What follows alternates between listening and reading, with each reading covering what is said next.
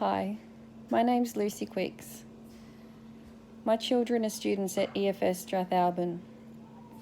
As you know, they were touched by a car accident in this past week.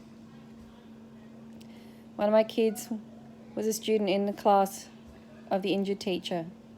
Two of my 17-year-old boys knew Hayden and one a friend of Michaela's.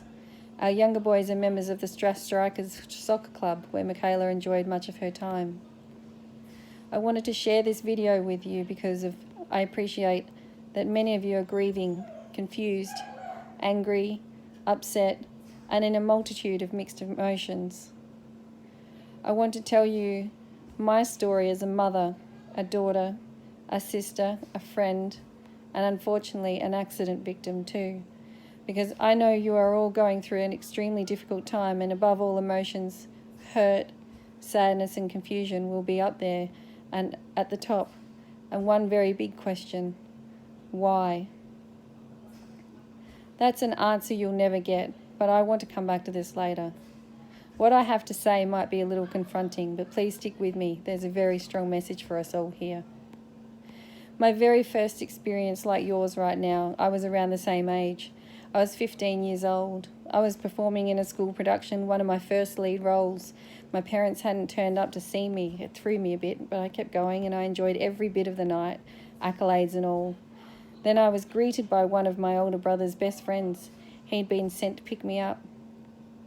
My two older brothers had been in a car accident on their way home from work at a speed of only 40 kilometres an hour. Their car hit oil on a bend in the road after a heavy downpour of rain for the first time in months, and the car spun into a tree that wouldn't have been more than 3 inches wide, but that tree hit the side window where my oldest brother, Simon, was sitting and driving, and he hit his head.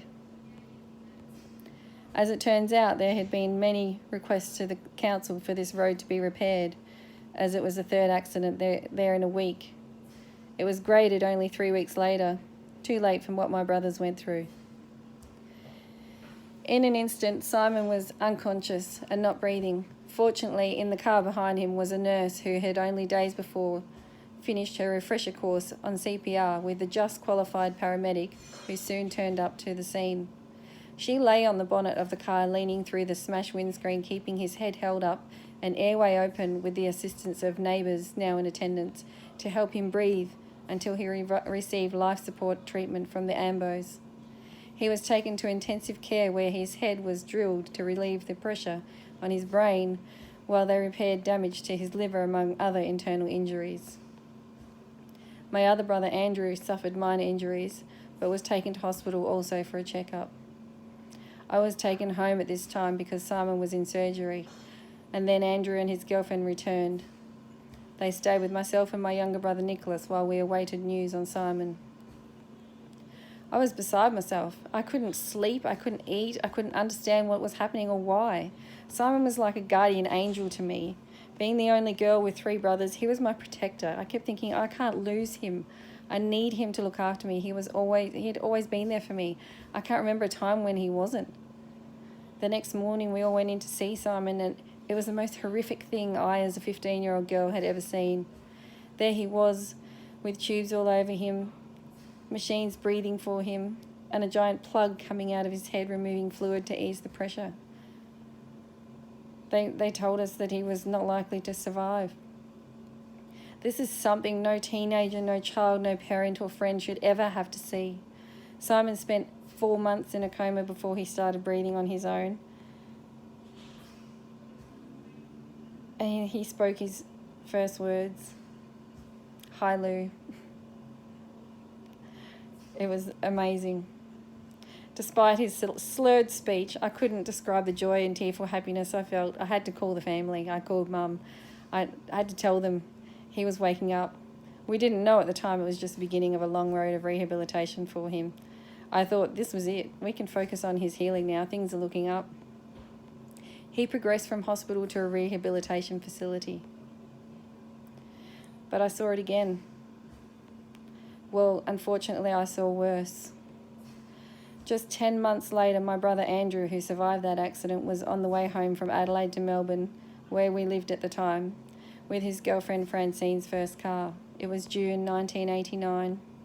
Back in the days where our only source of communication were good old phone boxes on the side of the road. But they stopped at midday and they called to say hi, we're halfway. I yelled out in the background a big hello back, but not picking up the phone to talk, wishing with an overwhelming feeling that I did. 8 p.m. came and I had a phone call from a school friend. I told her I was waiting for them to get home. You see, I'd flown to Adelaide that Friday night after work experience with an airline, and because of feeling unwell, I flew straight back instead of driving home with them. I was supposed to be in the car. I hung up the phone and fell asleep. I woke up at about 1 a.m. to the screams of my mum in the lounge room and slowly emerged from my bedroom. I knew something happened to them. I knew they hadn't come to wake me up when they returned home like they normally would, to stir me up. They'd been together a long time and in love as well, spending every waking moment together. I slowly walked down the stairs, and as I did, I could see 2 police officers sitting on the couch with the palest faces ever. My father trying to hold my mother up in the middle of the lounge room, crying, no, no, no. I didn't need to ask what had happened, but I knew. I did ask anyway. He was gone. My brother Andrew was gone, and I asked if Francine, her too. They were killed by a drunk driver only 50 minutes from their day-long drive home. Mum and Dad had seen the car on the news after the Sunday night movie. They found out from the TV, but it took a further 3 hours to confirm the tragedy. The drunk driver, a prison officer, on his way home from work, his alcohol measured 0.266 over the limit. Now let me take you back to where I was saying to you in the beginning. You're going to feel so much sadness, confusion, anger, pain, hurt, maybe even blame. But you cannot hold on to these and allow them to overpower your emotions. I went through some of those same feelings myself. Not just in the days and weeks that followed, but in the years too. It's completely normal to feel this confusion, but it's also very, very important to talk about these feelings, because we can find ourselves in irrational thoughts of blame, of hurt, of anger. The man who hit and killed my brother and his girlfriend was at fault, but his wife and children were also innocent victims left to live with the remnants of this incident for the rest of their lives. The newspapers speculating what happened helped no one. Not us, not her, not family and friends.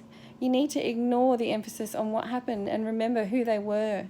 How can we support those who survived this terrible trauma? Your teacher, these kids, their parents, their siblings and friends, each other. Is anger going to change the outcome? No, it's not. It's only going to hurt us more. Allow the authorities to do their job in dealing with what happened.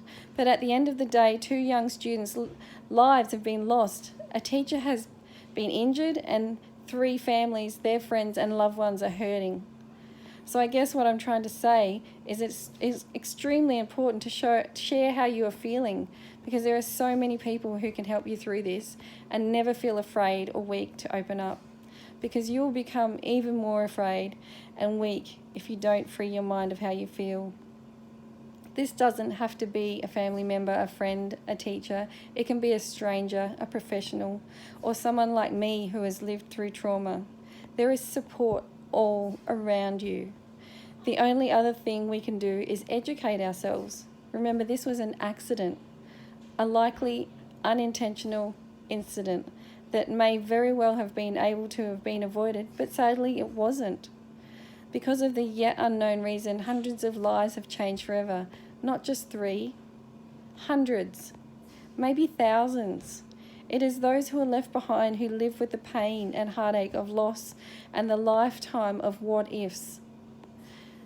That is what my family is again dealing with today. My story didn't end with Andrew and Francine's accident. You see, I was hit by a young boy who'd just got his license and sped through a stop sign, hitting myself and my daughter head on. Thankfully, her injuries were minor, but mine, due to a traumatic brain injury, have progressed, particularly over the last 5 years. 8 years past my accident, and in the past 2 years I've had 3 cardiac arrests, contributing to the multiple injuries I sustained, leaving me wheelchair bound, now oxygen dependent, with a colostomy, urostomy, pacemaker, infusor port, and relying on weekly infusions to keep me alive and needing 24/7 care. I'm just one of the thousands of accident victims that survive only to go on like my brother Simon did, with traumatic injuries for life, or until it takes our lives. My brother Simon fought his injuries for 28 years beyond his accident, and sadly we lost him just 3 years ago, this November, due to regression and multiple bouts of pneumonia due to being immobile. My parents have lost 2 children and now risk losing another. I'm one of 4 kids. My younger brother never coped with the death of Andrew, the injuries of Simon sustained in the year earlier. He contained his emotions. Despite going on to complete an aircraft mechanical engineering apprenticeship, he withdrew. He did worse than that. He turned to drugs to hide his pain.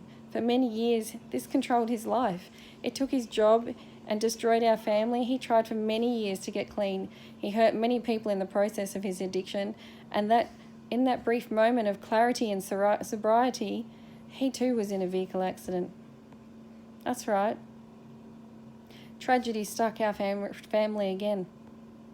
4 times, in 4 different accidents. He was on a scooter and hit by a car at an intersection. My parents receiving that dreaded knock on the door early in the morning, just 7 months after my accident, saying he had been taken to intensive care, where he was fighting for his life with punctured lungs, fractured ribs, a punctured liver, broken knee, arm open to the bone, broken jaw and skull fracture. Fortunately, no internal head injury. After months in hospital, he was lucky to recover, but you can imagine the setback here. The emotional trauma combined with being back on pain medication for an addict sent him back to where he was before. He has injuries still to recover from, but if you ask me, the worst of those is overcoming being a heroin addict with a criminal history from supporting his habit that he is, of course, remorseful for, but both he and many others suffered along the way, especially my family and his victims of crime, to support his habit. These kind of traumas, if we don't confront the emotions we feel, can have lifelong, life-changing impacts like it did with my younger brother. I could very well be angry at the young boy who hit me, but I'm not. I'm sad for him, more so because I know he went on to be involved in more accidents. He didn't learn anything from what he did to me.